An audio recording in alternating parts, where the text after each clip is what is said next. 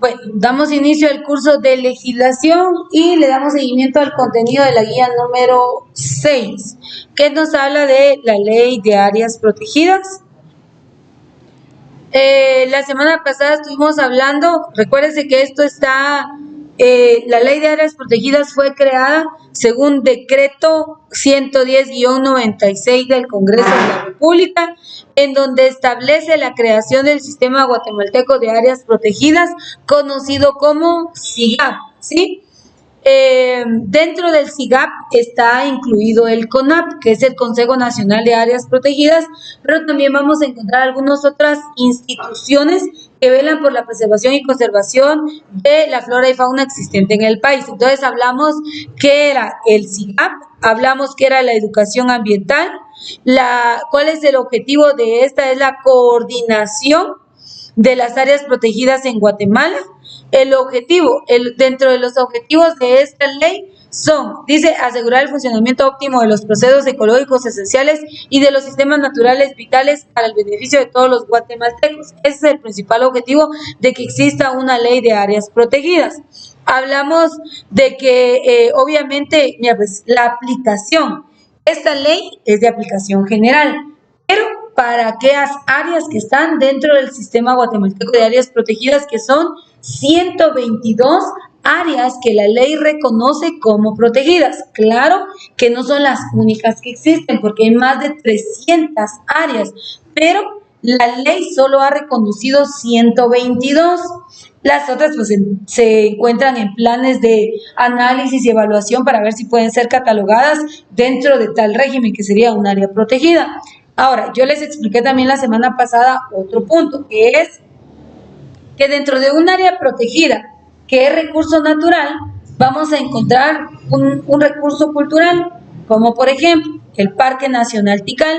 Sabemos que el Parque Nacional Tikal abarca una gran cantidad de hectáreas en donde vemos diversidad de flora y fauna, vegetación, árboles y de todo tipo de especies, que ese recurso natural es el área protegida natural, pero tiene patrimonio cultural. Entonces hay combinación de área protegida y patrimonio cultural. ¿Me entienden? Entonces les expliqué.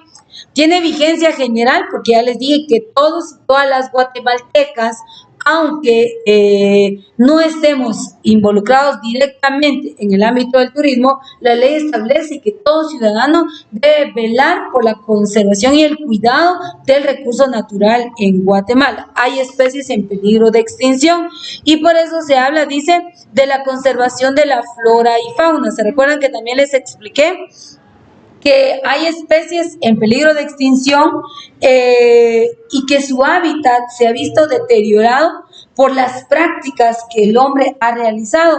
La tala de árboles, la quema, la contaminación de basura, los desechos químicos, la industria, son factores que han generado mucha contaminación. Por ende, han ido a destruir o a deteriorar el hábitat o el ecosistema de ciertas especies y que se encuentran en peligro de extinción.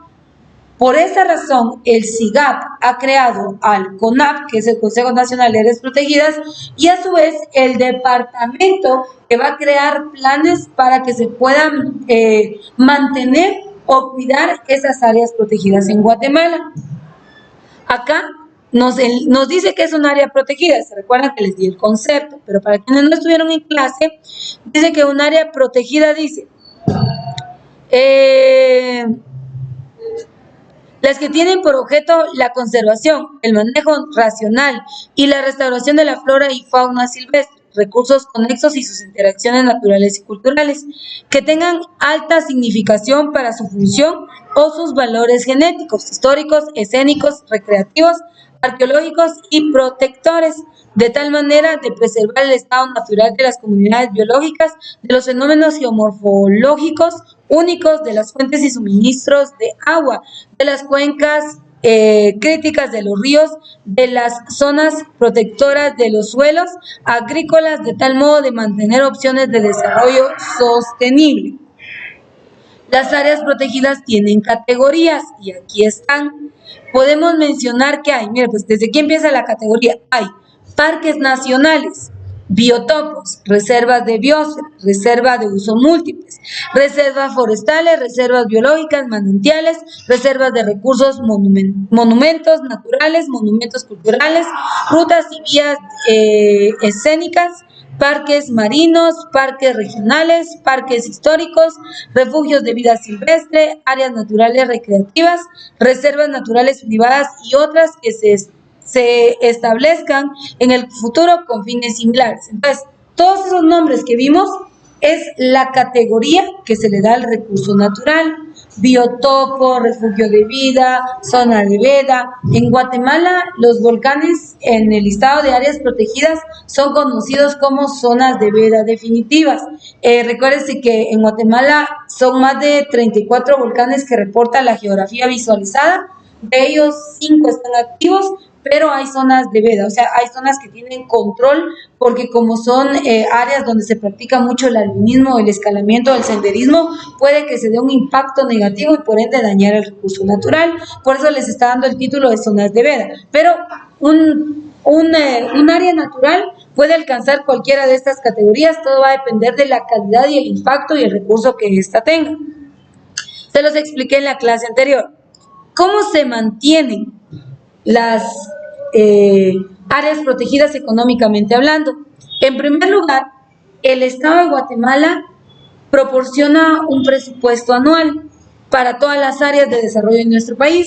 Entonces, del presupuesto anual se le da una parte al SIGAP para que lleve el control y el manejo. Pero también recordemos que hay áreas protegidas que son atractivo turístico y la ley establece que por ingreso o visita el nacional paga 15, 20, 25, 30, 35 a 50 quetzales. El extranjero está pagando en moneda extranjera y el triple de lo que paga un nacional. Esos fondos recaudados en cada una de las áreas protegidas sirve para el mantenimiento de estas, de personal, de que si hay que comprar, hay que señalizar, hay que poner en marcha algún plan o un programa de desarrollo. Los fondos van a venir ese va a ser el origen. Impuestos que nosotros como guatemaltecos paguemos e ingresos que se cobren a los turistas a cada uno de estos atractivos turísticos. Entonces, por eso dice fondos propiedad de la nación. Y otro punto, hay áreas protegidas que son propiedad de las municipalidades, otras que son propiedad del Estado y otras que son propiedad privada, ¿sí? Por eso dice municipalidad, Estado y propiedad privada. Entonces, cada una de ellas va a tener una forma de administración, dependiendo quién sea el dueño de tal área protegida. Todo esto lo expliqué en la clase pasada, por eso es que yo aquí ya no me voy a detener mucho. Para poder declarar un área protegida, una zona natural, un área geográfica, por ejemplo, usted diga, por ejemplo, donde yo vivo hay una montaña y tiene esto, tiene aquello, se tiene que hacer un estudio. Y luego de hacer el estudio y el dictamen se establece o se declara como área protegida. Si no reúne los caracteres que establece la ley a través del estudio, no puede ser declarada y ya vimos la clasificación anteriormente. Bueno, aquí está el procedimiento para cómo poder hacer la declaratoria. Todo esto lo vimos en la clase pasada, así que aquí no me detengo y caemos acá. Del manejo de las áreas protegidas. ¿Quiénes llevan el control de las áreas protegidas? Aquí está. Basado en el decreto siempre 110-96 del Congreso de la República, está, primero, ya les expliqué que hay un plan, ¿sí? Que es conocido como Plan Maestro. Maestros y operativos, ¿quiénes llevan ese plan? Lo lleva el SIGAP, Sistema Guatemalteco de Áreas Protegidas, ¿sí? Ahora mire, dice, estará definido por su respectivo plan maestro, el cual será compartamentalizado en detallado a planes operativos anuales, los cuales serán elaborados por el ente ejecutor del área. Y le explico. El plan maestro del que habla la ley dura 4 años, ¿sí? ¿Por qué? Porque recuerden que cada 4 años nosotros tenemos elecciones presidenciales. Como el sistema de áreas protegidas tiene una base en cuanto a su presupuesto de gobierno, tiene que tener ese dominio a través del Estado. Por eso es que cada 4 años se tiene que modificar el plan maestro y verificar si ha estado funcionando o no. A su vez, el plan maestro tiene planes anuales y entonces cada plan anual se va a ejecutar acorde al tipo de área protegida, ¿sí? Entonces ahí hay otro punto. ¿Quién va a aplicar ese plan anual? Entonces aquí ya cambio, porque dice, serán elaborados por el ente ejecutor del área o la persona individual o jurídica que la administra. Todos sus planes maestros y operativos deben ser registrados, aprobados y supervisados por la Secretaría Ejecutiva del CONAP para verificar que se cumpla con los propósitos de conservación de esta ley. El CONAP tomará las acciones legales pertinentes en caso contrario. Y le explico. Mira pues, el CONAP es la institución, el SIGAP es la organización interna que lleva el registro de la totalidad de áreas protegidas en Guatemala. Entonces, hay un nivel de mando, CONAP, SIGAP. No es al revés. ¿Por qué? Porque ya le dije, el CONAP es la institución y en el CONAP está esa lista de áreas protegidas que es conocida como el Sistema Nacional de Áreas Protegidas, ¿sí? Para que usted me pueda entender. Bueno, aquí esto también lo vimos. Impacto ambiental de rutas, esto les dije que no íbamos a entrar a este tema por cuestiones de tiempo. Y aquí sí, conservación de flora y fauna silvestre. Hay especies, por ejemplo, yo no sé si usted tenga en casa, pero si bien recuerdan, hace como unos 4 años atrás surgió una ley para todas aquellas personas que tuvieran loros, guacamayas o algún ave exótica o algún animal en peligro de extinción que lo tuviera ya de muchos años, que fuera y le sacara una licencia o que le sacara como un documento legal que lo acreditaba dueño y propietario. ¿Se recuerdan que salió esa ley hace un par de años? Hoy en día, si a usted lo sorprenden en casa con un ave exótica, usted puede ser procesado legalmente, porque entonces lo van a acusar de comercio de especies en peligro de extinción, a no ser que usted presente su licencia. Si usted la tiene, usted tiene el aval para tener tal animal o tal especie.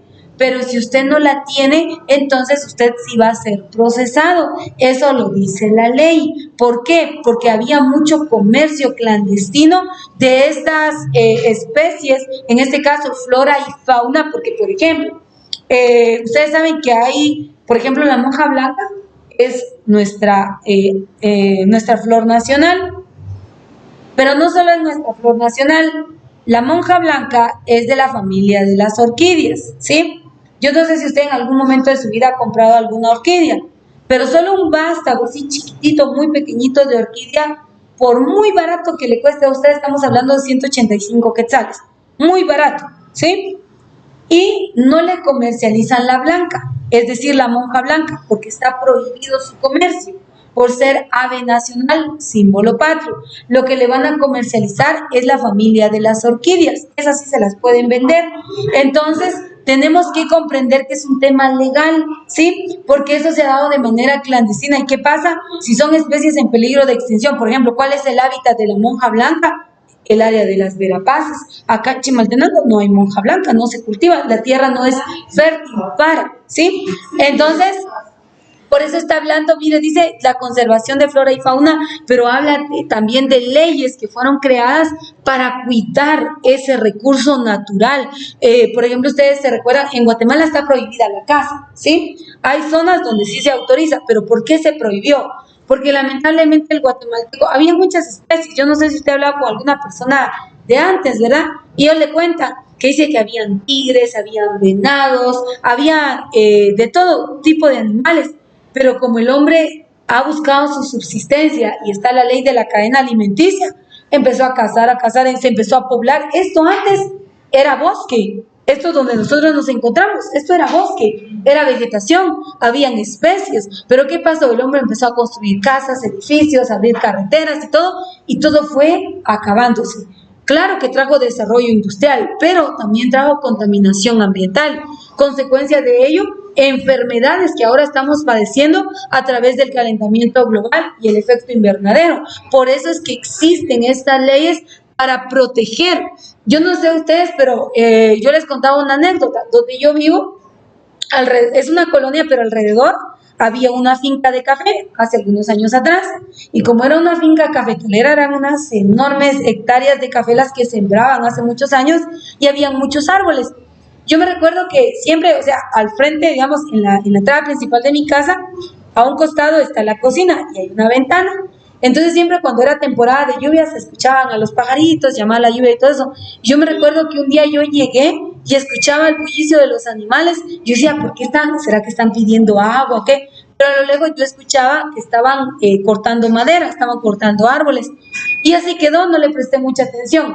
Pero me recuerdo que después yo salí a la cocina y me quedé viendo hacia el frente y dije que hay algo raro.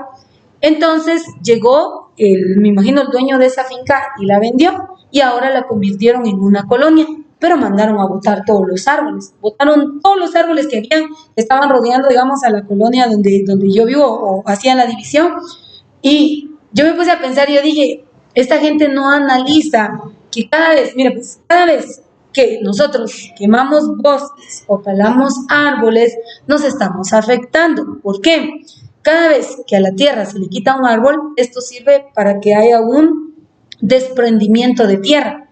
La tierra se empieza a poner más frágil y por eso hay derrumbes. Eso es lo que la gente tiene que entender. Pero no solo ahí. Un árbol es una fuente de oxígeno. No solo ahí. Un árbol es una fuente de recurso hidrográfico. Entonces, por eso es que la tala inmoderada de árboles, la contaminación de ríos, la quema inmoderada, todas esas actividades que el mismo hombre provoca son daño para nosotros mismos. Por eso es que empiezan todas estas leyes, porque lo que buscan es cuidar aquellas hectáreas y enormes. Por ejemplo, en Guatemala sabemos que hay dos sistemas montañosos, el sistema de los Cuchumatanes y el sistema de la Sierra Madre. Entonces, esos sistemas montañosos favorecen al relieve, favorecen a las condiciones de clima, favorecen a muchos factores que benefician no solo en aspectos geográficos, sino también en condiciones de clima, también en condiciones de salud. Entonces la gente desconoce de esto, pero por eso es importante familiarizar estas leyes. Ahora, el punto es que estas leyes no son conocidas. Yo le pregunto, ¿sabía usted que existía esta ley? Porque ahorita vamos a ver el nombre de instituciones. Por ejemplo, aquí habla de la preservación y la conservación a las especies amenazadas. ¿Quién tiene que velar por eso? El CONAP. ¿Pero será que solo es responsabilidad del CONAP? No. ¿Por qué razón? Mire, pues, ¿quiénes tienen que velar? Ahorita le voy a colocar, voy a regresar al artículo que estábamos viendo, que es más o menos como el 20 y algo, pero quiero que vean lo siguiente.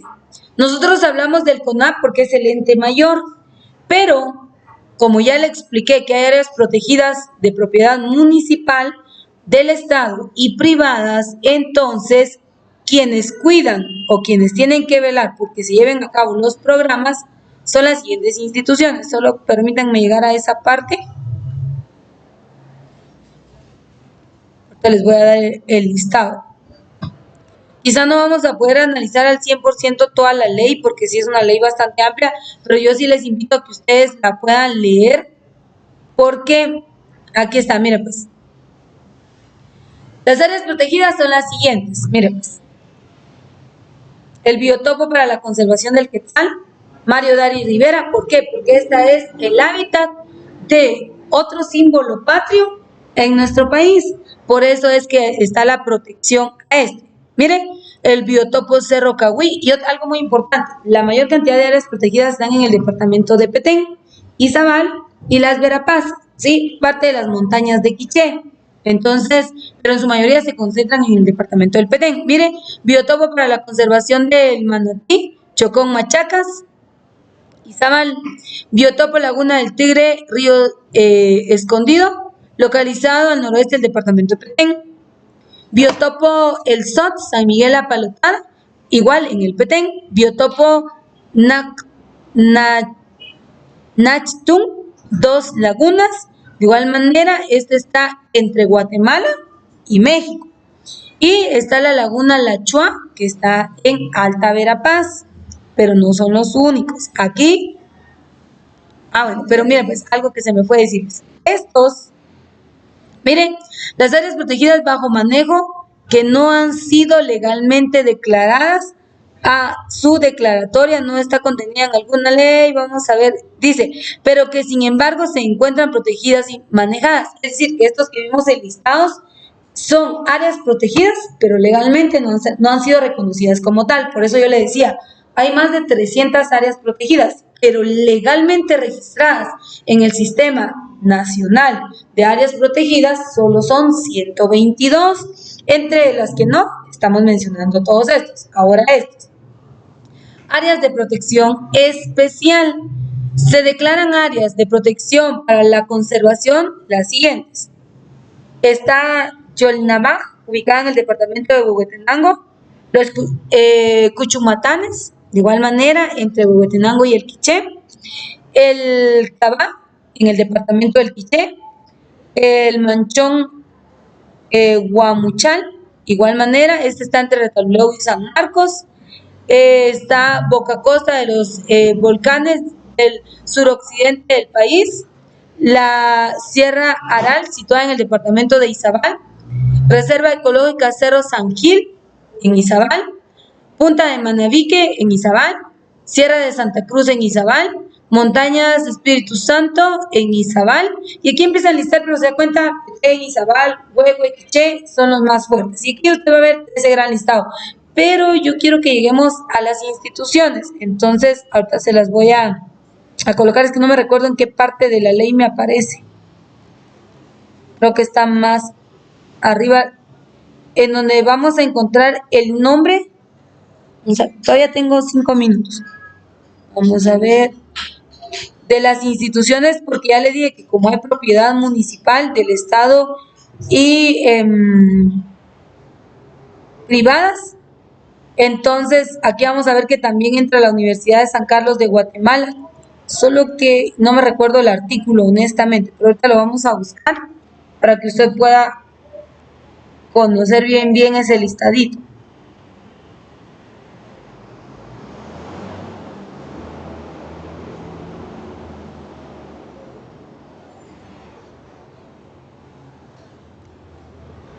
Mira, pues dice, aquí está el consejo. Vamos a ver.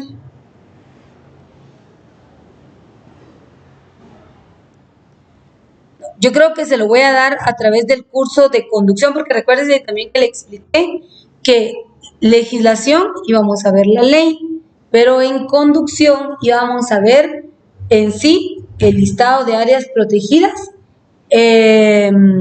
y también íbamos a ver lo que eran las instituciones. Entonces voy a dejar hasta acá la ley mejor, y esto se los voy a estar presentando en la próxima clase en el curso de conducción. Sí, creo que ahí está el listado más específico, es que aquí no recuerdo en qué artículo de la ley nos habla del nombre de las instituciones, pero sí está acá. Lo voy a asociar y ya luego en la siguiente clase se lo voy a compartir para que usted vea que legalmente sí están registradas. Y aquí está lo que yo le decía, miren, en Guatemala está prohibida la caza, pero hay ciertas licencias que se dan y solo ciertas personas las pueden obtener porque obviamente tienen un costo elevado. La caza y la pesca, porque hay especies en peligro de extinción. Pero voy a pausar acá por cuestiones de tiempo y se los voy a estar explicando ya de manera detallada en el curso de conducción, y en la próxima clase pues vamos a seguir viendo la ley de áreas protegidas.